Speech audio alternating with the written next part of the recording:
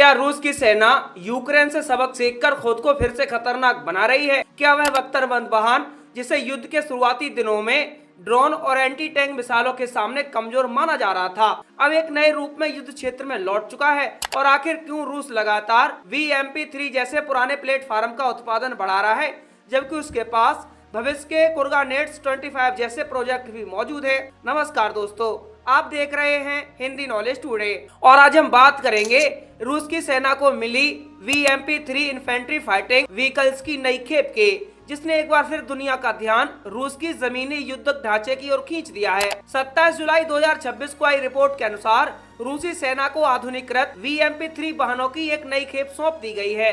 इन वाहनों में यूक्रेन युद्ध के अनुभवों के आधार पर कई महत्वपूर्ण बदलाव किए गए हैं।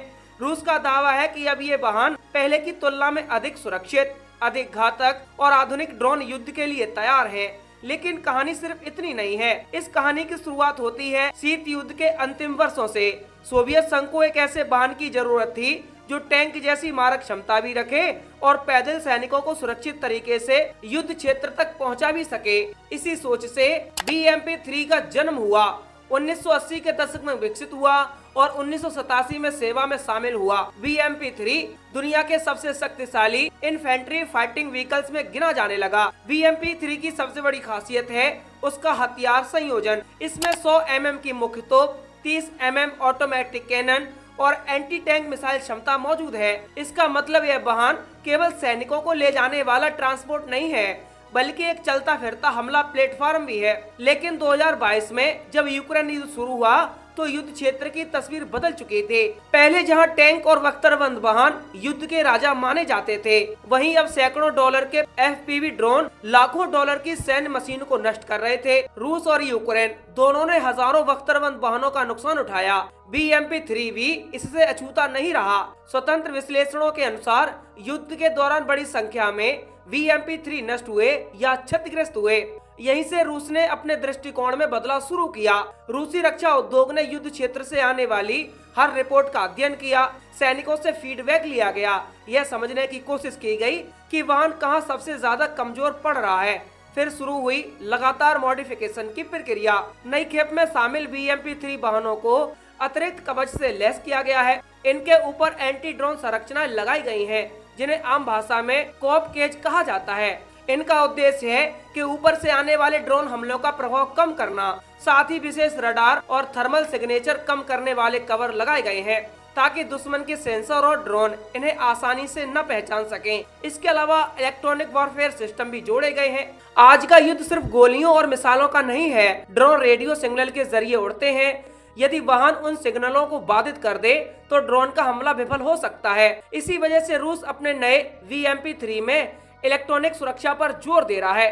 अब सवाल उठता है कि अगर रूस के पास कुर्गानेट्स 25 जैसे आधुनिक प्रोजेक्ट मौजूद हैं, तो वह VMP-3 पर इतना पैसा और समय क्यों बर्बाद कर रहा है? दोस्तों, इसका उत्तर भी उत्पादन क्षमता में छिपा हुआ है। कुर्गानेट्स 25 को भविष्य का प्लेटफार्म माना जाता है, लेकिन उसका बड़े पैमाने पर उत्पादन अभी तक शुरू नहीं हो पाया है। दूसरी तरफ VMP-3 का उत्पादन ढांचा पहले से मौजूद है, कारखाने प्रशिक्षित हैं, सप्लाई चेन तैयार है और सेना भी इसके संचालन में अनुभवी है। इसलिए युद्ध काल में रूस ने नई पीढ़ी के वाहन की प्रतीक्षा करने के बजाय मौजूदा प्लेटफार्म को अपग्रेड करना अधिक व्यवहारिक समझा है। यही कारण है कि पिछले कुछ वर्षों में VMP-3 का उत्पादन कई गुना बढ़ाया गया है।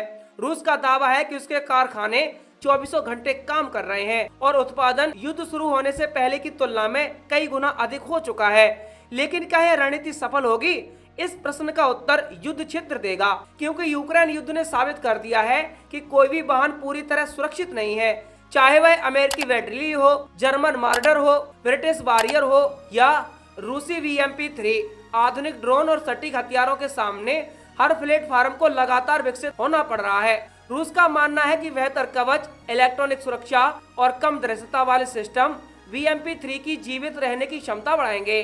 वही आलोचकों का कहना है कि मूल डिजाइन पुराना है और आधुनिक युद्ध की चुनौतियों के सामने इसकी सीमाएं बनी रहेंगी। दुनिया की कई सेना इस घटनाक्रम को ध्यान से देख रही हैं। भारत भी उनमें शामिल है। भारतीय सेना लंबे समय से अपने BMP-2 के बेड़े के भविष्य पर विचार कर रही है। ऐसे में रूस द्वारा BMP-3 को लगातार आधुनिक बनाने की कोशिश भारत सहित कई देशों के लिए अध्ययन का विषय बन सकती है। अगर हम व्यापक तस्वीर देखें तो यह सिर्फ एक बख्तरबंद वाहन की कहानी नहीं है, यह आधुनिक युद्ध के बदलते स्वरूप की कहानी भी है।